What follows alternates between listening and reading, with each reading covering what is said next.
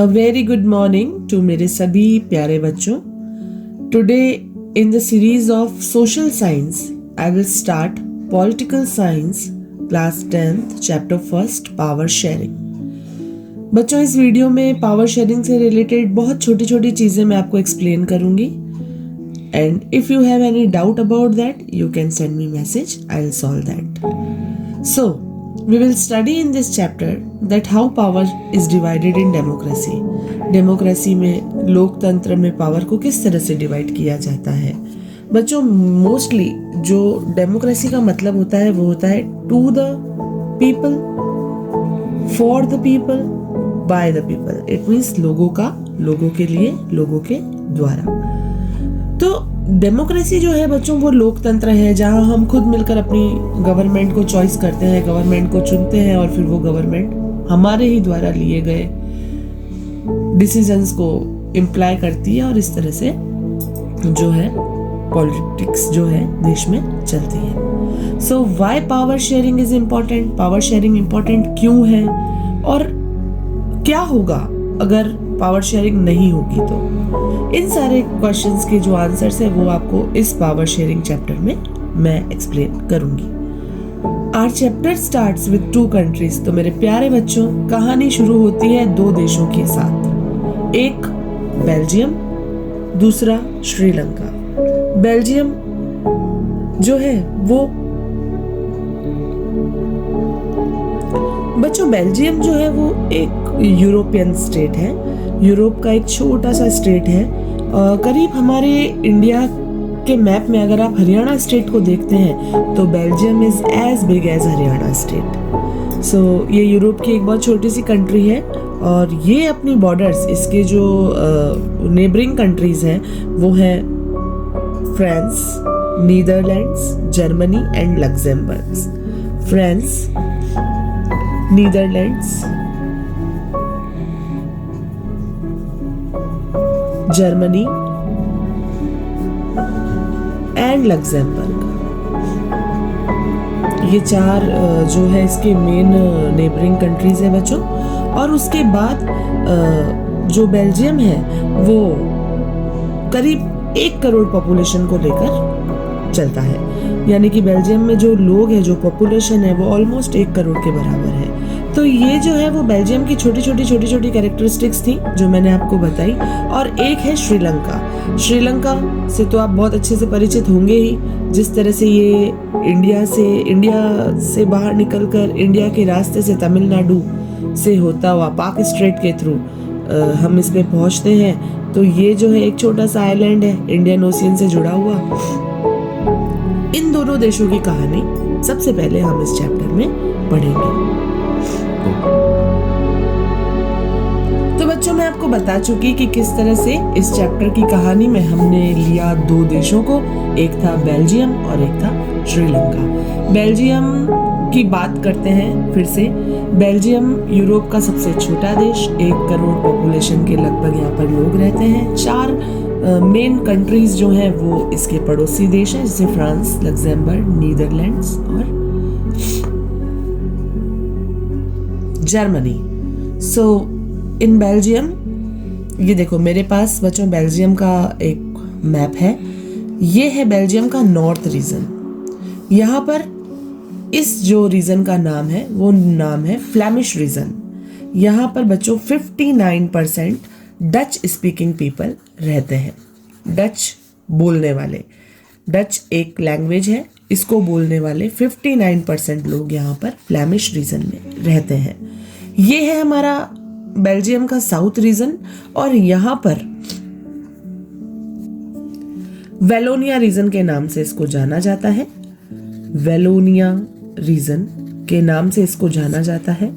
और ये जो रीजन है बच्चों यहाँ पर रहते हैं 40% फ्रेंच स्पीकिंग पीपल. यानी कि यहाँ पर 40% फ्रेंच लैंग्वेज बोलने वाले लोग रहते हैं. कौन रहते हैं?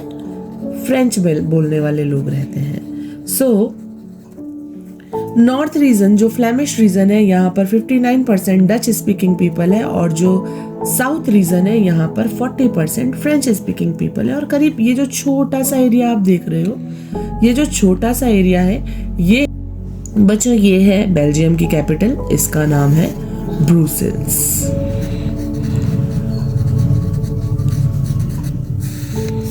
बेल्जियम की जो कैपिटल है ब्रुसेल्स, यहाँ पर डिफरेंट जो सिचुएशन है बच्चों बिल्कुल अलग है, क्योंकि यहाँ पर 80% फ्रेंच स्पीकर्स हैं,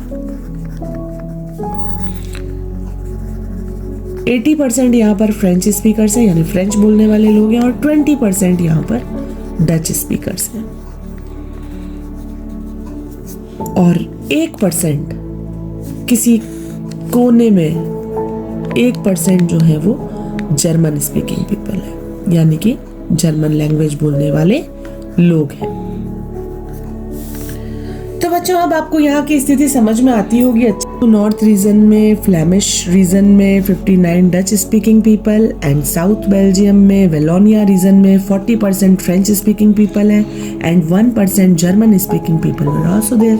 but at the capital of Belgium यानी Brussels, situation was different because 80% French speakers and 20% Dutch speakers were there.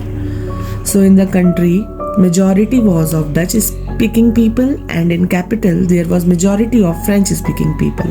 It means कि जो पूरे देश में है वो majority थी Dutch speaking people की, और जो कैपिटल है, जो राजधानी है, वहां पर majority थी French speaking people की।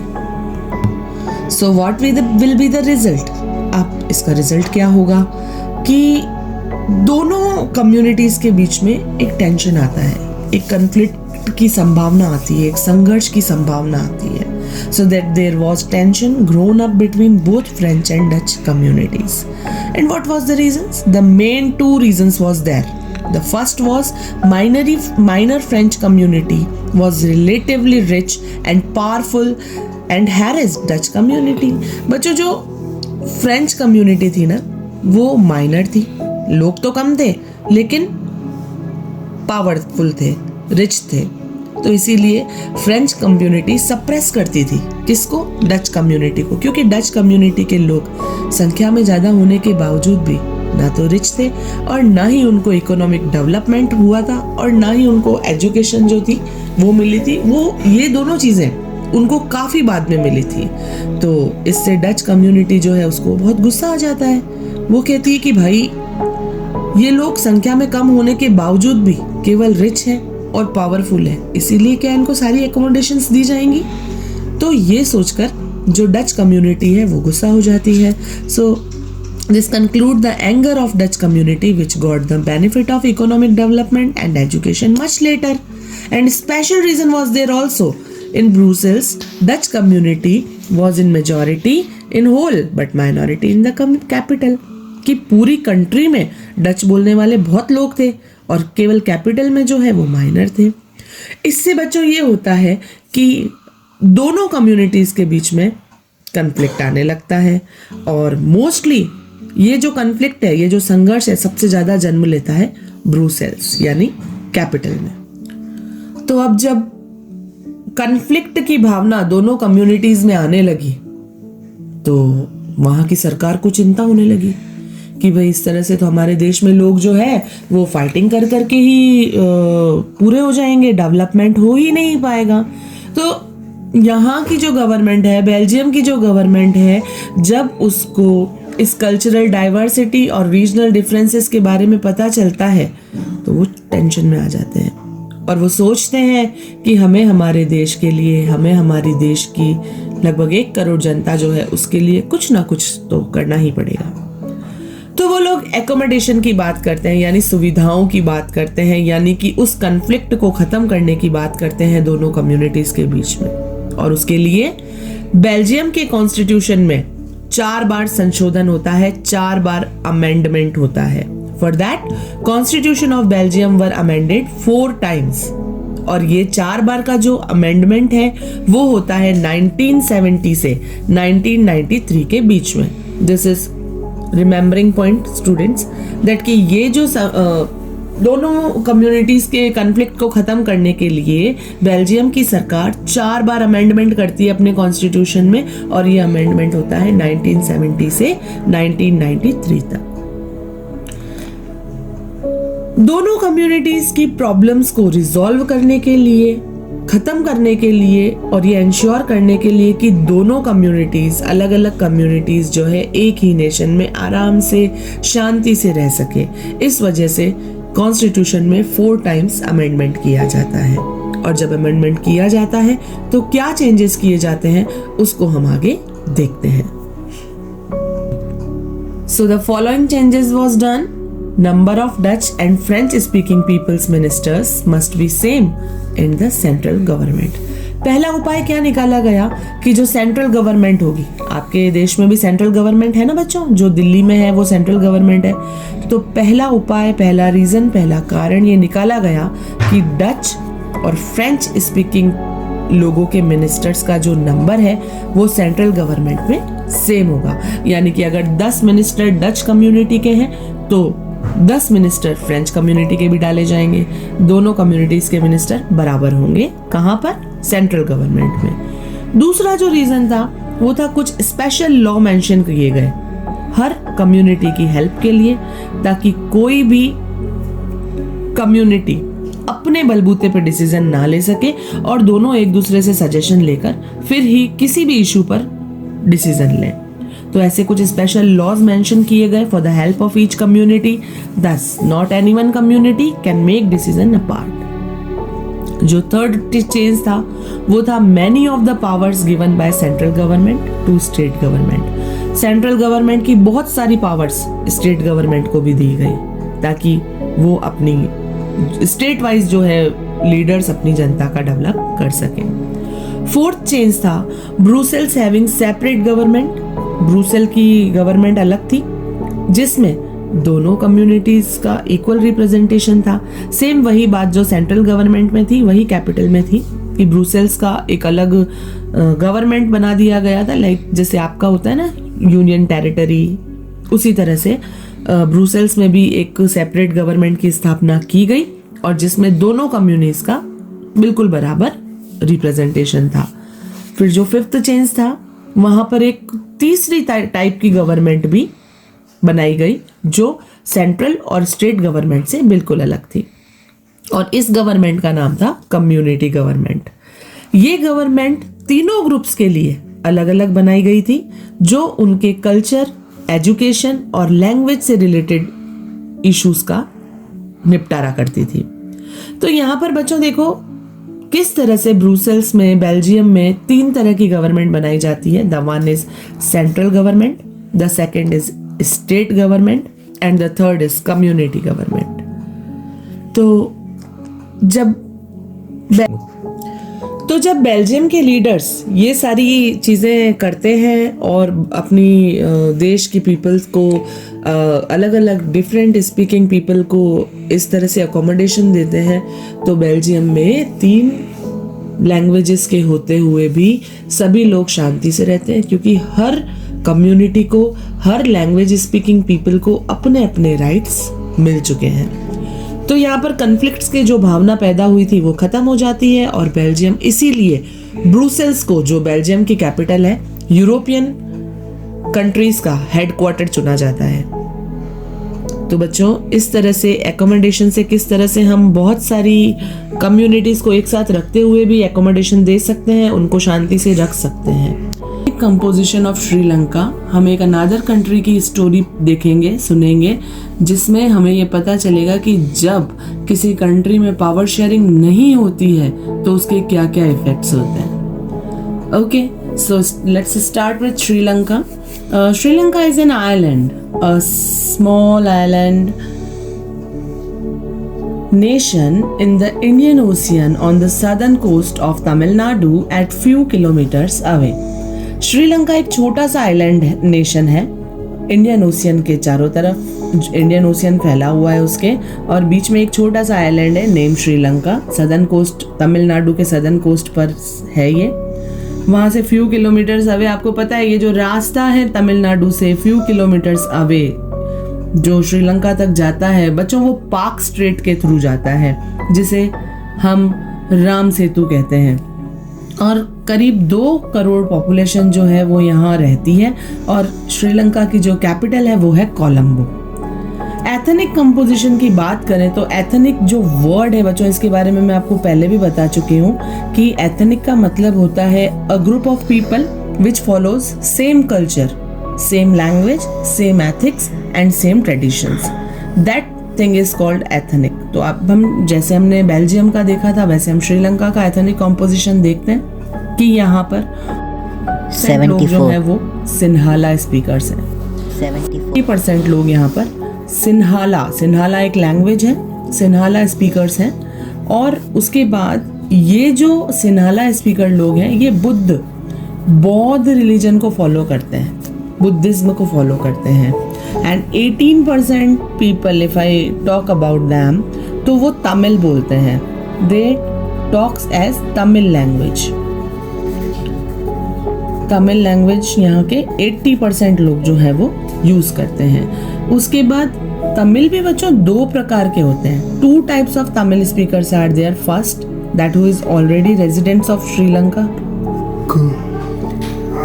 तो there are 2 types of Tamil speakers, the one who is already resident to Sri Lanka and the another one Tamil who are resident of India, but he had come to Sri Lanka many years ago as a tea worker from the colonial period. बच्चों 2 तरह के Tamil speakers यहाँ श्रीलंका में रहते हैं। पहले वो जो ऑलरेडी श्रीलंका के ही नेटिव हैं, जिनके फॉरफादर्स श्रीलंका में ही रहते थे, और एक टाइप के तमिल वो हैं जो अंग्रेजों के जमाने में यानी कि कॉलोनियल पीरियड में इंडिया से चाय के बागानों से चाय की पत्ती तोड़ने के लिए वहां पर लेकर गए थे। तो 2 टाइप के जो तमिल हैं वो यहाँ पर रहते हैं। और 7% पीपल जो है वो क्रिश्चियन बोलते हैं। इट मीन्स श्रीलंका में 7% पीपल जो है वो क्रिश्चियंस हैं। और ये जो क्रिश्चियंस हैं बच्चों, ये सिन्हाला भी बोलते हैं और ये तमिल भी बोलते हैं। बोथ लैंग्वेज दे स्पीक्स। सो तमिल जो है वो बुद्धिज्म को फॉलो नहीं करते हैं मोस्टली। वो लोग आइदर या तो हिंदू हैं और मुस्लिम हैं। तो तमिल्स जो हैं वो या तो हिंदू रिलीजन को फॉलो कर रहे हैं या मुस्लिम रिलीजन को फॉलो कर रहे हैं। और इस तरह से श्रीलंका का जो एथनिक कंपोजिशन है वो मैंने आपको बताया। Next topic is our majoritarianism in Sri Lanka. यानी कि मेजोरिटेरियनिज्म का मतलब क्या होता है? एक कंट्री में ज़्यादा लोग हैं, अगर किसी एक रिलीजन को फॉलो कर रहे हैं और वो मेजॉरिटी में है तो वो सप्रेस करते हैं माइनॉरिटी के लोगों को हर चीज़ में। तो इस चीज़ को कहते हैं majoritarianism. The government of Sri Lanka started to support Sinhala speakers because they were in majority. Sri Lanka की गवर्नमेंट ने सिन्हाला स्पीकर को सपोर्ट करना स्टार्ट किया क्योंकि वो मेजॉरिटी में थे। और जो लॉज बनाना स्टार्ट किया वो भी उनके अकॉर्डिंग बनाना शुरू किया। और सिन्हाला लोगों को सपोर्ट करने के लिए श्रीलंका की गवर्नमेंट सिन्हाला को एज ऑफिशियल लैंग्वेज बनाने के लिए एक एक्ट पास करती है। रिजर्वेशन मिलता है सिन्हाला एप्लीकेंट्स को गवर्नमेंट जॉब्स में, एडमिशंस में। एक नया रूल भी पास होता है जिसमें गवर्नमेंट फॉस्टर बुद्धिज्म, क्योंकि ये सिन्हाला स्पीकिंग लोगों का रिलीजन था, इसीलिए गवर्नमेंट इसको बुद्धिज्म को प्रोटेक्ट करने के लिए बहुत सारे नियम बनाती है। इनकी लैंग्वेज को प्रोटेक्ट करती है, इनके कल्चर को प्रोटेक्ट करती है, इनके रिलीजन्स को प्रोटेक्ट करती है। ये सब देख के भैया तमिल लोगों को आता है बड़ा ही गुस्सा। आएगा ही, ऑब्वियसली सी बात है। अगर आपके मम्मी पापा, गवर्नमेंट क्या होती है? एक तरह से पेरेंट ही तो होती है। और अगर आपके पेरेंट आपके साथ पार्शलिटी करें, ऐसा होता है ना बच्चों कि एक घर में अगर एक बड़ा भाई है और एक छोटी बहन है, तो छोटी बहन को छोटा होने के नाते लगता है हम कि ज़्यादा वो करते हैं कि उसको सपोर्ट करते हैं, तो बड़े वाले को लगता है यार ये तो मेरे साथ पार्शलिटी हो रही है। वैसे ही यहाँ पर तमिल लोगों को भी लगता है कि भैया ये तो हमारे लिए बहुत ज़्यादा पार्शलिटी हो रही है। So Tamil felt that the government and major parties don't care about their language, religion and culture, and also not protecting their fundamental rights such as right to equality. तो तमिल लोगों को लगता है भाई ये सरकार हमारे साथ बहुत ही गलत कर रही है, और जो मेजर पार्टीज हैं जो सरकार की, वो उनकी लैंग्वेज की केयर नहीं कर रही है, उनके रिलीजन की केयर नहीं कर रही है, उनके कल्चर की केयर नहीं कर रही है और उनके फंडामेंटल राइट्स तक को प्रोटेक्ट नहीं कर रही है, तो उसमें जो पहला राइट आया वो आया इक्वालिटी का राइट। उनकी गवर्नमेंट उनके साथ इक्वालिटी नहीं रख रही थी, तो भाई तमिल लोगों को बहुत गुस्सा आता है। और जब गुस्सा आता है तो आपको पता है क्या होता है, लड़ाई होती है। तो जितने भी तमिल हैं वो प्रोटेस्ट कर देते हैं अपनी गवर्नमेंट के अगेंस्ट, लड़ाई स्टार्ट कर देते हैं और श्रीलंका में ही अपनी अलग अलग पॉलिटिकल पार्टीज बनाना स्टार्ट करते हैं, हड़तालें करते हैं, झगड़े करते हैं और वो श्रीलंकन गवर्नमेंट से ये डिमांड करते हैं कि हमारी तमिल लैंग्वेज को ऑफिशियल लैंग्वेज बनाया जाए। और इसके बाद वो एक सेपरेट गवर्नमेंट की मांग करते हैं, ऐसी गवर्नमेंट जो उनके ही तमिल स्पीकर्स में से बनाई जाए। और यहाँ तक कि वो सिन्हालास के समान इक्वल टू सिन्हालास, उनको सिमिलर अपॉर्चुनिटीज़ भी चाहिए। तो ये सारी चीज़ें वो अब अपनी गवर्नमेंट से, श्रीलंका की गवर्नमेंट से मांगते हैं। लेकिन श्रीलंका की गवर्नमेंट को इन चीज़ों से कोई फर्क नहीं पड़ता और वो तमिल लोगों को इग्नोर कर देती है, फुल्ली इग्नोर। तो श्रीलंका की जो गवर्नमेंट है वो बल्कि इस चीज़ के लिए इन लोगों को हैरेस करती है, इग्नोर करती है और इनकी बात को नहीं सुनती है। मींस तमिल स्पीकर्स की बात को नहीं सुनती है, इग्नोर कर देती है। तो इससे तो तमिल लोगों को और ज़्यादा गुस्सा आ जाता है और यहाँ पर शुरू होता है कॉन्फ्लिक्ट दोनों कम्युनिटीज़ के बीच में, और जो टर्न हो जाता है सिविल वॉर के रूप में। Tamil got angry with that and the conflict between both communities turned into civil war. तो ये जो चीज़ें बच्चों सिविल वॉर तक पहुंच जाती है और इसका रिजल्ट क्या होता है, बहुत सारे लोग दोनों ही कम्युनिटीज़ के पूरी तरह से मारे जाते हैं, हजारों लोग। बहुत सारी फैमिलीज को देश से बाहर निकाल दिया जाता है एज रिफ्यूजीज और बहुत सारे लोग अपनी लाइवलीहुड्स को भी ख़त्म कर देते हैं, अपनी रोजी रोटी भी ख़त्म कर देते हैं। उनके पास कमाने का कोई ज़रिया नहीं रहता है और इस सब से जो सिचुएशन है वो खतरे में आ जाती है। पूरी कंट्री का सोशल, इकोनॉमिक और कल्चरल लाइफ जो है वो टेरेबल रूप से खतरे में आ जाता है। बच्चों, we have studied about two stories, that one of the Belgium and the another one of Sri Lanka. So क्या देखा आपने, क्या सोचा कि बेल्जियम में किस तरह से तीन लैंग्वेज स्पीकिंग लोगों के होते हुए भी बहुत पीसफुली उनकी गवर्नमेंट एक सॉल्यूशन निकाल देती है और वो सॉल्यूशन निकलता है पावर शेयरिंग के थ्रू।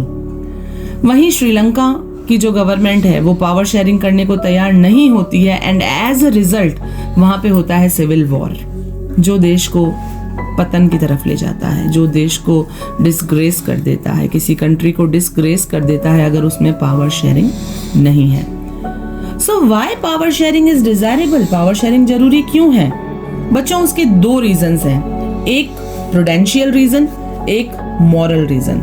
प्रूडेंशियल रीजन वो होता है जो ऑफिशियली तौर पर होना ही चाहिए। पावर शेयरिंग और प्रूडेंशियल रीजन क्या होता है? That is power sharing is good, power sharing बहुत अच्छी है। क्यों? क्योंकि ये कन्फ्लिक्ट की पॉसिबिलिटी को रिड्यूस करती है, ये झगड़े की संभावना को कम करती है अलग अलग सोशल ग्रुप्स के बीच में। दूसरा रीजन जो है वो है मॉरल रीजन। मॉरल रीजन के अकॉर्डिंग पावर शेयरिंग डेमोक्रेसी की स्पिरिट होती है। इसी से किसी भी देश में न जाने कितनी ही लैंग्वेजेस के लोग शांति से पीसफुली अपना जीवन निकालते हैं। अब बात करते हैं, now we talk about forms of power sharing.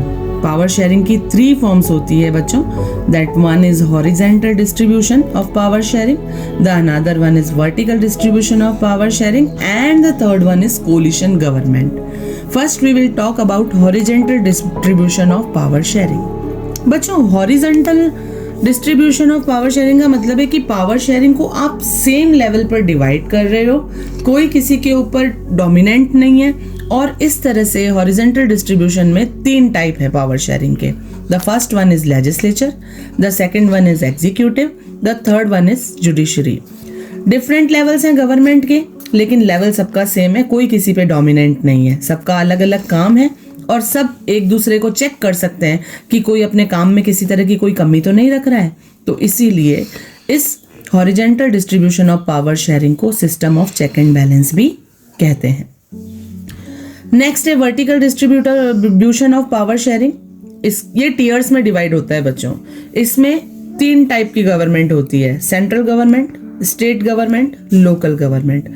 Central government अपनी पावर्स को स्टेट गवर्नमेंट को शेयर करती है, स्टेट गवर्नमेंट अपनी पावर को लोकल गवर्नमेंट में शेयर करती है। इस तरह से ये पावर का शेयर करके देश को या कंट्री को ऑर्गेनाइज करते हैं, इसीलिए इसे फेडरल गवर्नमेंट भी कहा जाता है। और इस फेडरल वर्ड को आप नेक्स्ट चैप्टर में, चैप्टर नंबर 2 में फेडरलिज्म के थ्रू बहुत इजी वे में पढ़ेंगे।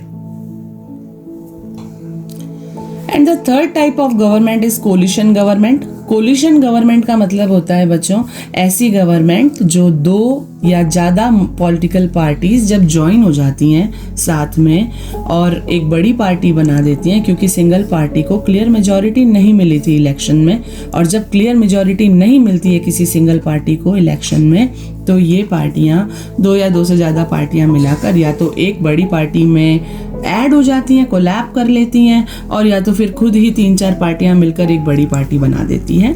गवर्नमेंट की इस फॉर्म को कोलिशन गवर्नमेंट कहा जाता है। इसके अलावा एक और एग्जाम्पल होता है कम्युनिटी गवर्नमेंट का। ये जो कम्युनिटी गवर्नमेंट होती है वो जैसे आप इंडिया में देख सकते हो, जो रिजर्व कॉन्स्टिट्यूएंसीज हैं, जो हम ओबीसी, एससी, एसटी को जो रिजर्व राइट्स दिए जाते हैं वो इसी गवर्नमेंट में दिए जाते हैं। इसमें अलग अलग सोशल ग्रुप्स में पावर को शेयर कर दिया जाता है, जैसे रिलीजन के हिसाब से भी इसको देख सकते हैं या लिंग्विस्टिक ग्रुप्स के हिसाब से भी इसको देख सकते हैं, लैंग्वेज के हिसाब से भी इसको देख सकते हैं, और जैसा बेल्जियम में हुआ था सेम इन दैट टाइप। यहाँ पर हमारा पावर शेयरिंग चैप्टर खत्म होता है। कीप वॉचिंग बच्चों, इसी तरह की और वीडियोस मैं आपके लिए हमेशा लाती रहूँगी। So please like, share, subscribe my videos and I will be more hard work for you all. Thank you so much. Bye bye.